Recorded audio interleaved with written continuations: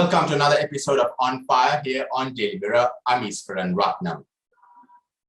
With the role of the Tamil diaspora being discussed in the recent past, I'm joined today by the spokesperson of the Global Tamil Forum, an influential diaspora organization based in London, Surendiran. Suren, welcome to the program. Thank you very much for having me. So Suren, the Sri Lankan diaspora seems to be split. We see one group pushing for a rather extreme measures to be taken on Sri Lanka, while we have others who are taking the middle path. What position is the Global Tamil Forum taking on the Sri Lankan issue?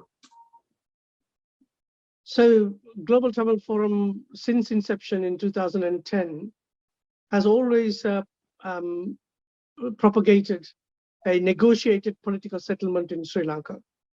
So we have actively engaged politicians, civil society in Sri Lanka, externally foreign governments, international organizations, forums. All those engagements were to engage and negotiate a political solution for the Tamil grievances in Sri Lanka. I know you've been trying to engage with successive governments. Have those attempts actually been fruitful in some extent? Well, disappointing, should I say, but nevertheless, only when you engage that people understand your perspective, because there is a perception, general perception, that Tamil diaspora is against Sri Lanka, against everything that happens in Sri Lanka, which is untrue. And only through engagement can you enlighten people and mutually understand each other's position. Does the GTF feel that Sri Lanka needs a separate Tamil administrative region, similar to a separate Tamil state? Like I said before, we do not want to prescribe a particular solution to the issues in Sri Lanka. We want a political solution that is negotiated between the parties concerned and the stakeholders involved to arrive at. So there is no pre-prescribed solution for the Sri Lankan problem as far as GTF is concerned. The GTF was banned with alleged links to the LTT by the former government, and then the current administration has banned the GTF once again after the ban was lifted, of course, post 2015. Do you feel that the ban is not justified? Of course it's not, and the people who banned these organizations know it. They are just playing it to the gallery, to the singular British nationalists. They just want to show, they think by banning they are becoming tough. Even during proscription and during the government, the previous government, the Palania government, we have engaged in natural disasters to help Sri Lanka.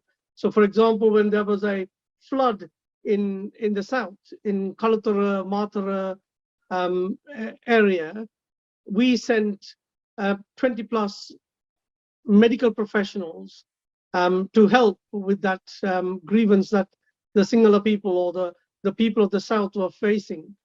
For example, recently, even during proscription, we were facilitating $2.3 million worth of equipment for COVID relief from overseas. So the proscription is not justified, and they know it. But the proscription has been enforced mainly over allegations that the GTF has or had links with the LTTE. Did your organization promote the LTT ideology at any point? Like I said, the organization was incepted after the end of the war at the UK Parliament in February 2010. And we have always propagated non-violence and a negotiated political settlement to the problems in Sri Lanka. What is your take on these organizations that are promoting the LTT in the UK and in other countries? I mean, is this helpful to your cause and to the Tamil cause? You need to ask them that, whoever you are referring to. But I can tell you this: the LTT didn't take arms, or the arms conflict didn't arise just like that.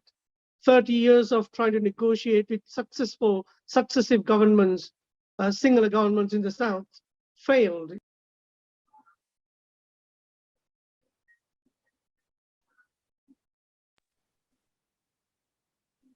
Shall we start again? Yeah. Can I go again? Yes. Right. So, so the question was about LTT. Yeah. You need to ask that questions from the organizations that you are referring to. However, I can tell you this: the LTT didn't take arms, or the Tamil youth didn't take arms just like that. 30 years since independence, the Tamils have negotiated and arrived at several pacts and agreements with successive governments of the South, the Sri Lankan governments. So Banda Chelwa Pact, Dudley Chelwa Pact, all of that were just thrown away by the Sri Lankan government of that time. So when there was no negotiated settlement and there was stern discrimination against the minorities, and there were demographic changes that were pushed through the successive governments, and standardization which discriminated the Tamil youth of the North and the East, meant that people took arms. They didn't know how to go about it because democratic processes were not resulting in a solution. But So can one condone the sort of actions committed by the LTT, killing of civilians, killing, bombing, suicide bombings? Is that the way to to sort of look for a solution? No, it isn't. But all I was trying to say is, when you say LTT propaganda and that kind of thing,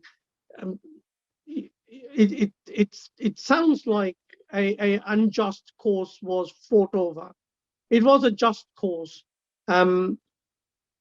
that the youth had to fight because the democratic processes were not resulting in a solution.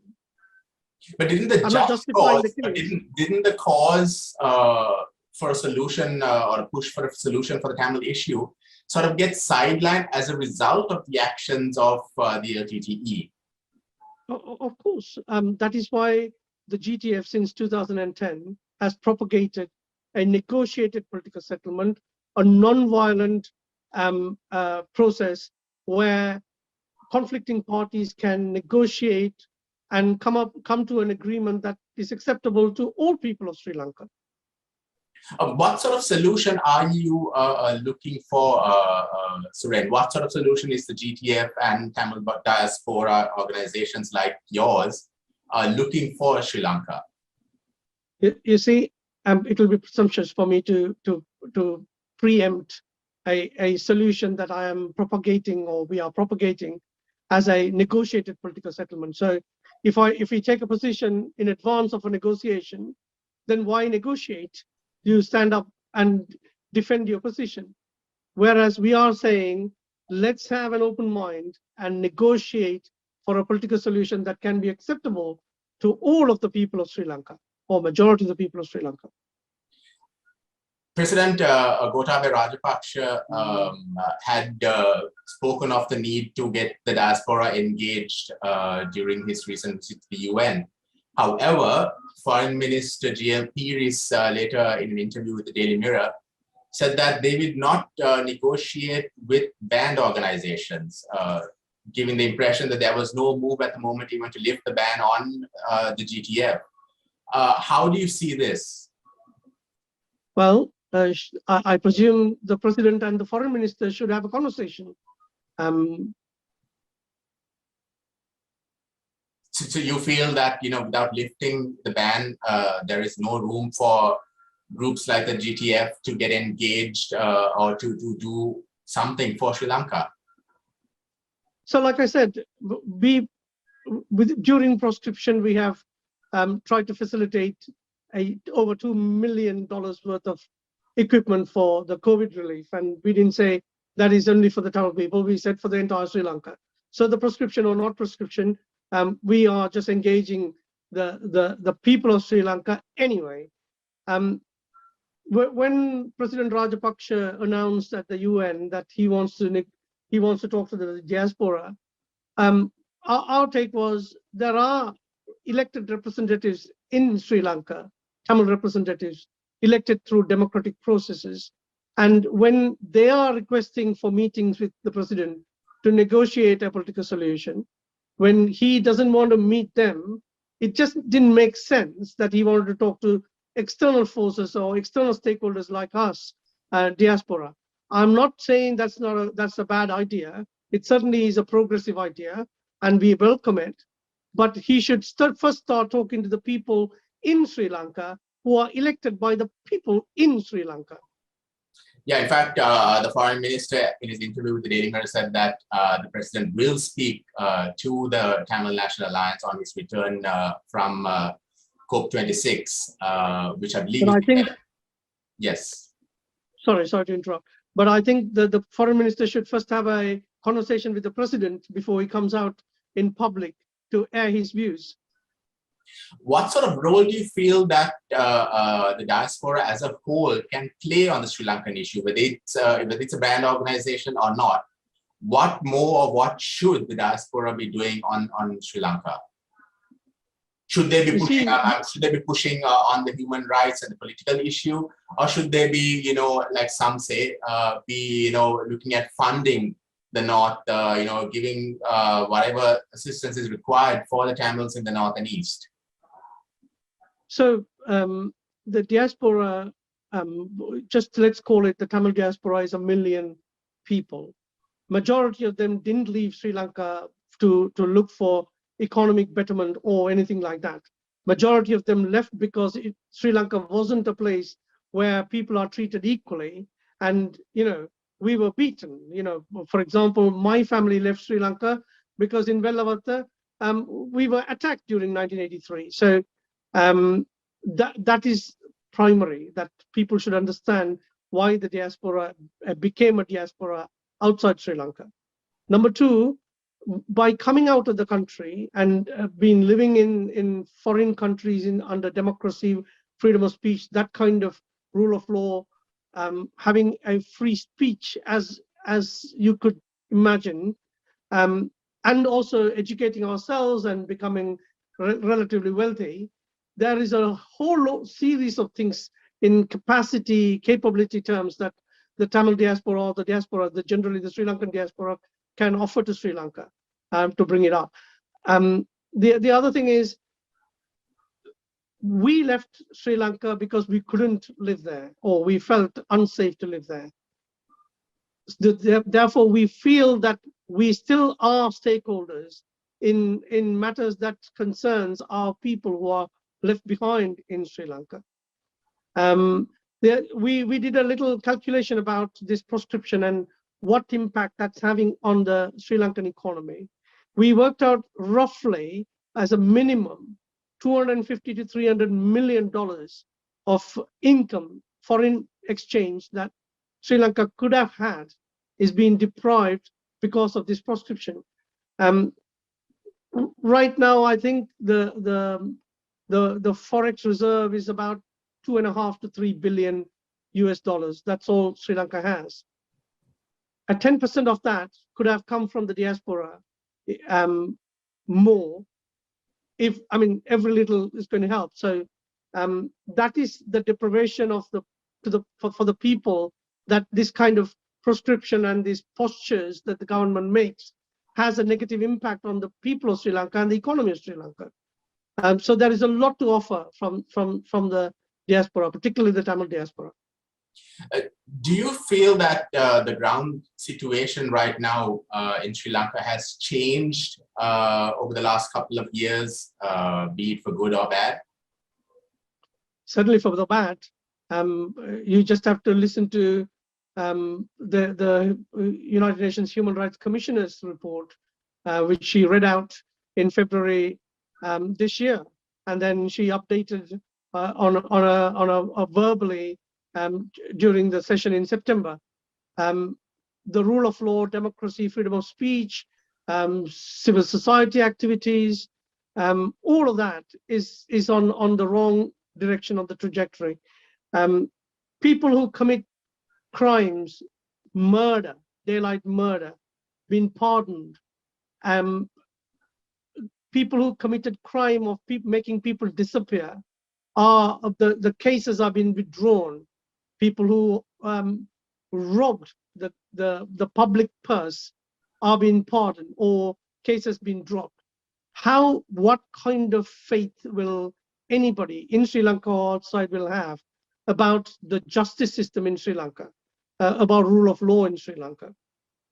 So things are getting bad to worse is my take.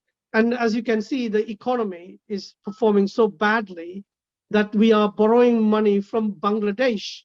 I mean, no disrespect to Bangladesh, but the situation has come to that level of a grievance in terms of economy.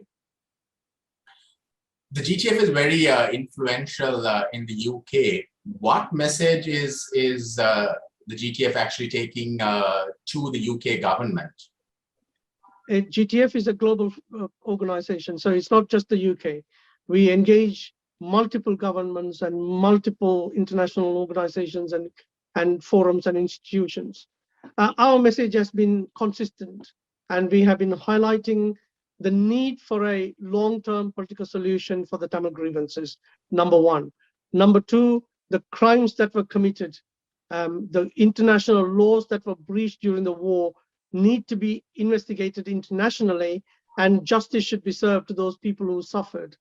So we have been consistent in our messaging. Do you really feel, or do you really think that, say, the UK, Canada, or any other country, that is putting pressure on Sri Lanka is really concerned about Sri Lanka, or is it just because of votes, with elections in mind? You see, the Sri Lankan economy, just to give you an example, the Sri Lankan economy is dependent on exports, largely exports and tourism. Who are the tourists, and where are we exporting our goods from and services from Sri Lanka? The largest export partner is the US. The second is the European Union. I think the third is the UK, India, various countries. If they really want to be smart, and if they are only worried about electoral gains, all they have to do is to stop the trade or restrict the trade from Sri Lanka. That will have a major impact on Sri Lankans and the Sri Lankan economy. They're not doing that. All they are asking is have a system of governance that is acceptable internationally. It's not just Sri Lanka. Around the world, Sri Lanka is probably the worst place for journalists, for civil society, for rule of law, democracy. All of that is having an impact on the way the country is being governed right now. And somebody needs to, highlight that and put pressure to bring them in line with international norms and governance. You mentioned India. Is the GTF disappointed in any way with the role played by India on the Sri Lankan issue? Has India done enough to sort of address or push for solutions for the Tamils? So, as a member of the victim community, obviously, until a solution is achieved, the feeling will be it's not sufficient. But however, the Indian pressure has been consistent, and they have made it very clear that a solution for the Tamil problem and sovereignty go hand in hand. How much more a large neighbor next door to you can put pressure on in an international forum when they stand up and say your sovereignty and a solution to the Tamil people they go hand in hand. I think that's good enough pressure for now. They can do a lot more, but So there have been reports in India that the Indian intelligence agencies are very much concerned that groups like, well, they don't mention the name, but diaspora groups may look at engaging with China since India is not doing enough. Have you heard of anything of that sort? Is the GTF actually approaching China, or is any other group approaching China as far as you know? I don't know about other groups, but I can tell you this: GTF is an independent organization. We engage international community, international governments, institutions, and forums. That's our job. That's our objective. We feel free to engage whichever government, whichever institution, whichever forum that can help to resolve the problem in Sri Lanka. So if China is interested in having a conversation and helping us, we'll be delighted to speak to the Chinese. But that doesn't mean that we are going against any other country. In your push for a solution for the Tamil issue, is there a sort of impression being given that groups like the GTF has become anti-Sinhalese? Are you against the Sinhalese community while trying to push for a solution for the Tamils? Not at all, not at all. I mean, like I said to you, when there was a floods in the south and in Matara and Kalutura, I presume 90% are Sinhala people, and the engagement we had in association with Sarvodaya, that we did medical clinics in those areas during the floods, was almost exclusively to Sinhala people by medical professionals who are exclusively Tamil people during the Parliament government. The facilitation of medical equipment during COVID of over $2 million worth wasn't given to or facilitated to Sri Lanka to be given to only Tamil people or not to be given to the Sinhala people. Obviously, majority affected were the Sinhala people. So there is no genetical form in Global Tamil Forum that is against any community in Sri Lanka. I know former Foreign Minister Mangala Samarveera, the late Mangala Samarveera, had engaged with the GTF, and there were attempts to even, I believe, invite the GTF to Sri Lanka to get involved in the whole reconciliation process, the whole the development process in the north. Did things progress during that period? Obviously, the proscription was removed, and we were able to help Sri Lanka, like I said, during the floods and that kind of thing. People were free to move around, come to Sri Lanka, visit their friends and family. Like I said, 250 million to 300 million worth of remittances were flowing in when the proscription was removed. So there were a whole series of benefits that were accrued towards Sri Lanka during that time. But shame, anyway, Mangala passed, and that's the saddest part of it.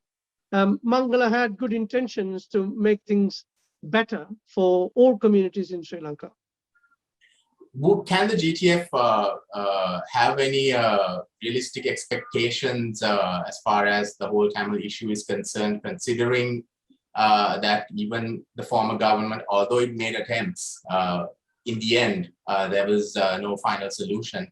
And then this government is also now talking of constitutional change, but we're not really hearing of the sort of solution that the Tamils are looking for, at least Tamil political parties are looking for. Can one expect anything to happen in any time soon? Well, the president has said he wants to engage. According to the foreign minister, he wants to, when he comes back from COP26, he's going to engage the Tamil National Alliance, which is good. From the UN, the president himself says he wants to engage the diaspora. This is also good. So there are good signs right now from the government, just signs, but progressive signs. So let's wait and see rather than prejudging what and what not can happen. But regarding the previous government, it's not just Mangala Samaravira. I personally met the then President Maithripala Sirisena 3 times, twice in London and once in Germany. There was an attempt to make the constitution better or revise the constitution, and they did come up with a draft constitution, and they went past the approval of the parliament at that time of the draft constitution. So one couldn't say that there was no progress. It just meant that it didn't materialize, but there were efforts and intention to make things better. So granting that there was progress during the last government, and now this government is making the right noises, it appears, we should let them do the right thing and judge them rather than prejudging them. Right, Suren, we'll have to leave it at that. Thank you for taking time to join us on this program. To our viewers, thank you for being with us, and do join us on our next On Fire here on Daily Mirror. Till then, stay safe. Thank you very much for having me, and thank you to you, Easwaran.